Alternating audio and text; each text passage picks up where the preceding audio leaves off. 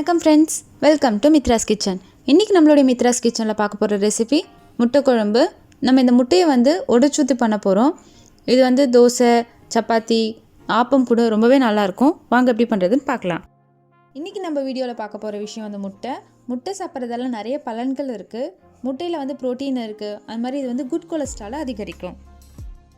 நம்ம சேனலை சப்ஸ்கிரைப் பண்ணலன்னா மறக்காமல் சப்ஸ்கிரைப் பண்ணுங்கள். பக்கத்தில் இருக்க பெல் ஐக்கானை ப்ரெஸ் பண்ணுங்கள். ஃபஸ்ட்டு ஒரு பேஸ்ட் ரெடி பண்ண போகிறோம். அது கடாயில் 1 டேபிள் ஸ்பூன் அளவு எண்ணெய் விட்டுக்கலாம். எண்ணெய் காஞ்சதும் இதில் 2 சின்ன பீஸ் பட்டை, 2 லவங்கம் போட்டு ஒரு 30 செகண்ட் இருக்கட்டும்.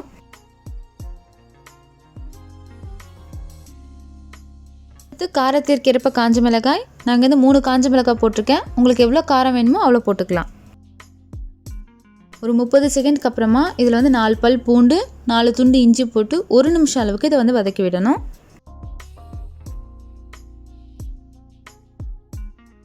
இப்போ இது வதங்கினதும் இதில் 2 மீடியம் சைஸ் அளவு வெங்காயத்தை போட்டு 3 நிமிஷம் அளவுக்கு நம்ம இதை வதக்கிக்கலாம். இப்போ வெங்காயம் நல்லா வதங்கிடுச்சு. இதில் 1 மீடியம் சைஸ் அளவு தக்காளி பழத்தை போட்டு இதை வதக்கிக்கலாம். இந்த தக்காளி பழத்தை ஒரு 30 செகண்ட் போல் வதக்கிட்டு இதில் தேவையான அளவு உப்பு சேர்த்துக்கலாம். அப்புறம் 1/4 டீஸ்பூன் அளவு மஞ்சத்தூள், 1/2 டீஸ்பூன் கரம் மசாலா. இப்போ இதெல்லாம் நல்லா கலந்து விட்டுட்டு ஒரு 10லிருந்து 15 நிமிஷம் போல் வதங்கட்டும். அப்பப்போ இதை வதக்கி விட்டுட்டே இருங்க, இல்லை அப்படின்னா அடி பிடிச்சிடும்.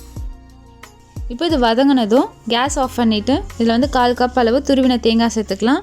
இந்த சூட்லேயே இந்த தேங்காய் வதங்கிடும்.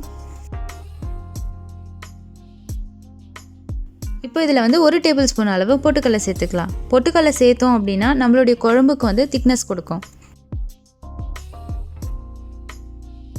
இப்போ இதெல்லாம் ஆறுனதும் நம்ம அரைக்க போகிறோம். தேவையான அளவு தண்ணி விட்டுட்டு நம்ம மிக்சியில் போட்டு அரைச்சிக்கலாம். இது ஒரு பேஸ்ட் ஃபார்முக்கு நம்ம அரைக்க போகிறோம்.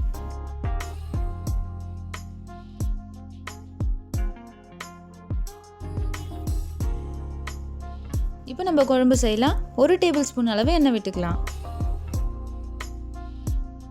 எண்ணெய் காஞ்சதும் இதுலேருந்து வாசனைக்காக ஒரு பிரிஞ்சி இலை சேர்த்துக்கலாம். அடுத்து ஒரு மீடியம் சைஸ் அளவு வெங்காயத்தை ரொம்ப பொடிசாக கட் பண்ணி சேர்த்துக்கலாம். இப்போ இது எல்லாத்தையுமே ஒரு 5 நிமிஷம் போல் வதக்கிக்கலாம். இல்லை அப்படின்னா நம்ம குழம்புல இந்த வெங்காயத்துடைய பச்சை வாசனை இருக்கும். அதுக்காக நம்ம இதை வதக்கிக்கலாம்.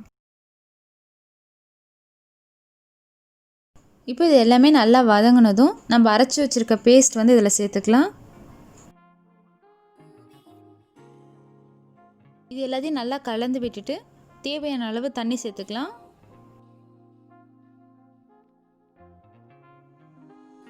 இப்போ இது எல்லாத்தையும் நல்லா கலந்து விட்டுக்கலாம். இப்போ இதனுடைய பச்சை வாசனை போகிற வரைக்கும் இது கொதிக்கணும். இது அப்பப்போ வதக்கி விட்டுக்கோங்க, இல்லை அப்படின்னா அடி பிடிச்சிடும்.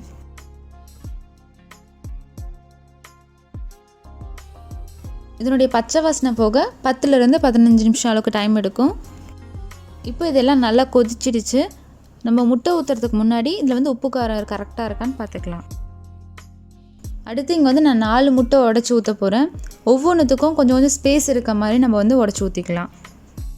இந்த மாதிரி தனித்தனியாக இடைவெளி விட்டு முட்டையை உடச்சி ஊற்றணும் அப்படின்னா நம்ம முட்டை நல்லா வெந்திருக்கும். அதே மாதிரி நம்ம குழம்புல தனித்தனியாகவும் முட்டை இருக்கும். முட்டை உடச்சி ஊற்றுறதுக்கு பதிலாக நம்ம வேக வச்சு கூட போட்டுக்கலாம், அதுவுமே நல்லாயிருக்கும்.